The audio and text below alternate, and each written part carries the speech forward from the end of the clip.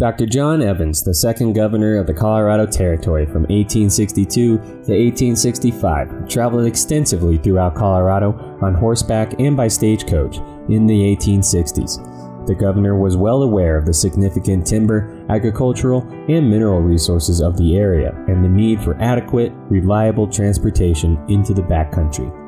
As early as 1868, now former Governor Evans and his associates had commissioned a survey for a railway line from Denver into the mountains, and on June 16, 1873, Dr. Evans formed a new company under the charter of the Denver, South Park, and Pacific Railroad. Grading was begun south of Denver on August 1873. After numerous delays, the first rails were spiked down on May 18, 1874. The DSP&P-RR would soon use much of earlier right-of-way surveys through the South Platte River Canyon, heading towards the high mountain plateau called the South Park. This area would also lend its name to Dr. Evans' new railroad, and early on, the Little Railroad became commonly known as the South Park. The South Park line would be built to the same 3-foot narrow gauge that had earlier been adopted by William Jackson Palmer's Denver and Rio Grande Railroad. This narrow gauge could better cope with mountainous terrain and had the ability to use a smaller right-of-way, sharper curves, lighter rails, and the smaller, less expensive equipment. Add to this that a narrow gauge line could be constructed for about 1/3 the cost of a standard gauge line. The first construction attempted by the new DSP and PRR was from Denver to Morrison, a small quarry town 16 miles southwest of Colorado's capital city. The road's construction company, the Denver Railway Association, completed the DSP&P's line to Morrison quite rapidly. By late June 1874, the line was in operation.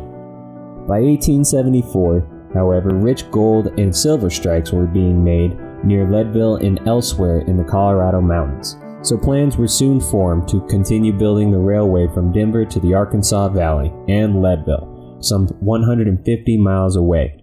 The DSP&P's main line continued south from Bear Creek Junction near the present-day Denver suburb of Fort Logan.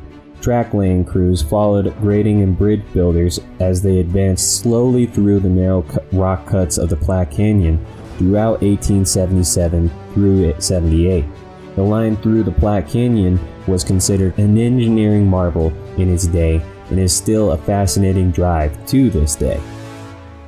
By early 1879, DSP&P tracks had reached Webster, and by March of that year, track crews were busy on the 4% grade up to Kenosha Pass. The summit, at an elevation of 9,991 feet, was reached on May 19th, and then it was an easy, sweeping downhill run to the floor of the Great South Park. Work was now being pushed 24 hours a day, with torches being used to light the way at night, and the future division point of Como was reached in June of 1879. As the railway's division headquarters, the town of Como had a large stone roundhouse, a turntable, coal docks, a railway depot, and a 2-story hotel with a dining room. The gritty, wind-swept town was home to many employees, trainmen, shop workers, and their families who were never certain when the crew would return for a hot meal and a few hours of rest before being called for another run.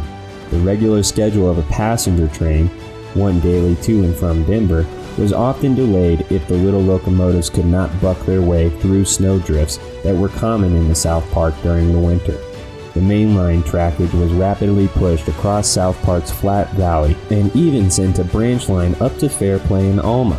By October, the South Park trackmen had reached Weston on the southern end of the park, and by February 1880, trackage had reached the Arkansas River in Buena Vista. The boomtown of Leadville would be reached first by the Denver-Rio Grande Railroad. However, a joint operating agreement allowed the DSP&P trains to operate into Leadville via Buena Vista. Later in 1884, the DSP&P completed their own trackage into Leadville, leaving the main line from Como and traveling through Breckenridge. The Denver, South Park, and Pacific would construct the line into Gunnison, Colorado, via the Alpine Tunnel. At an elevation of 11,524 feet, the Alpine Tunnel was the highest railway tunnel in North America.